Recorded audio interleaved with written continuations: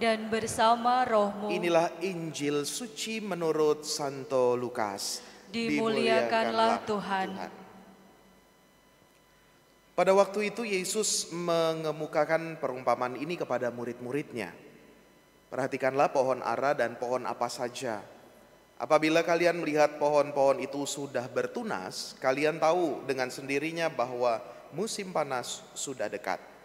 Demikian pula jika kalian melihat hal-hal itu terjadi, ketahuilah bahwa kerajaan Allah sudah dekat. Aku berkata kepadamu, sungguh angkatan ini takkan berlalu sebelum semuanya terjadi. Langit dan bumi akan berlalu, tetapi sabdaku takkan berlalu. Demikianlah sabda Tuhan. Terpujilah Kristus. Saudari-saudara terkasih, hari ini kita memperingati Beato Dionysius dan Redemptus yang dikatakan sebagai martir di Indonesia. Tetapi pada kenyataannya mereka ini bertugas di India, di Goa. Lalu dalam suatu kesempatan mereka diminta untuk mewartakan sabda Tuhan, akhirnya juga sampai ke tanah Indonesia walaupun di ujung, di Aceh sekarang ya. Dan ketika mereka datang di daratan Aceh yang sekarang itu, mereka disambut dengan gembira, disambut dengan sukacita, alih-alih. Karena setelah mereka disambut dan diterima dengan sukacita, ternyata itu jebakan, bahwa mereka dikabarkan mau menyebarkan kekatolikan, sehingga mereka akhirnya dipaksa untuk membela iman tetap Katolik atau menyangkal iman. Maka Romo Dionysius ini dan Bruder Redemptus bersikokoh dengan imannya. Mereka tidak menyangkal, mereka tidak lari, dan tetap mempertahankan iman kekatolikannya. Dan kita tahu pada akhirnya ia dibunuh di tanah Aceh di sana dan sempat dimakamkan. Menurut tradisi katanya kepalanya dipenggal, badannya dipotong-potong, lalu dibuang ke laut dan dibuang ke hutan. Selama 7 bulan jenazahnya tidak membusuk. Dan ketika dibuang di laut dan dibuang ke hutan, konon katanya jenazahnya itu kembali lagi ke tempat di mana dia dibunuh. Dan pada akhirnya dibawalah ke India untuk dimakamkan di sana. Jadi ya termasuk tanah Indonesia menjadi tanah martir juga, darah martir. Saudari-saudara yang terkasih,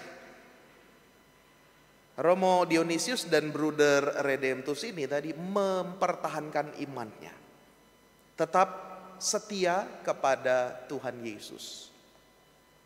Saya yakin mereka senantiasa membawa dan merenungkan sabda Tuhan, karena itu menjadi kekuatan.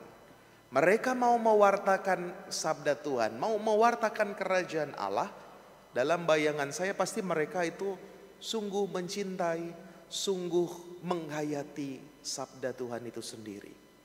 Dan sejalan apa yang dikatakan oleh Yesus, langit dan bumi akan berlalu, tetapi sabdaku takkan berlalu. Ini menjadi kekuatan kita, menjadi bekal kita untuk senantiasa menjalani hidup ini.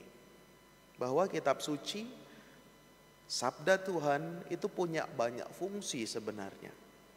Bisa untuk bercermin diri kita sendiri, bisa juga sebagai jendela melihat keadaan, atau bahasa Yesus katakan melihat tanda-tanda atau hal-hal yang akan terjadi.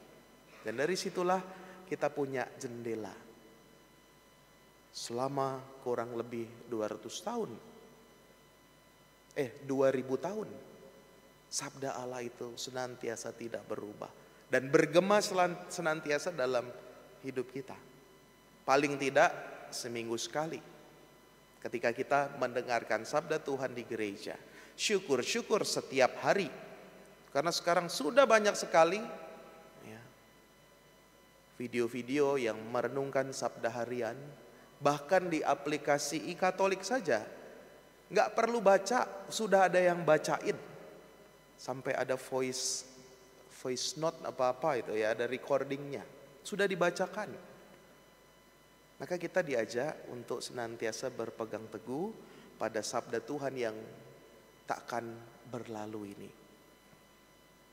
Kalau kita boleh ingat, tanggapan ketika selesai bacaan Injil itu kan ada juga nyanyian yang berbahagialah orang yang mendengarkan sabda Tuhan dan tekun melaksanakannya. Saya udah lupa tuh ya. Udah jarang dipakai soalnya. Tapi berbahagia yang mendengarkan sabda Tuhan dan tekun melaksanakannya. Maka sabda Tuhan bukan cuma asal pengetahuan.